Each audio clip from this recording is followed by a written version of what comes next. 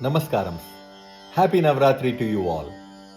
Today we will continue to seek the blessings of Goddess Adi Parashakti through the verses of Adi Shankaracharya's Saundarya Lahari. Today we will be reciting Shlokam number 23 and 24.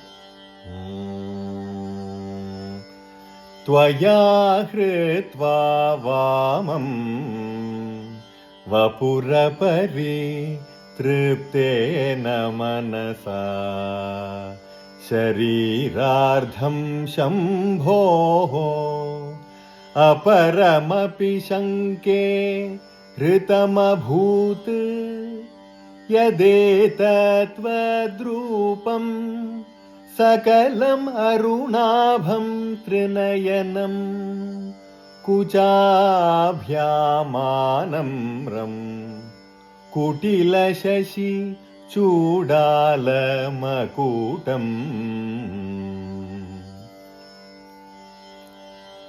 jagatsute dhata hariravati rudraha kshapayate तिरस्कुर्वन्नेतत् स्वमपि वपुरीशस्तिरयति सदा पूर्वसर्वं तदिदमनु गृह्णादि च शिवः तवाज्ञामालम्ब्य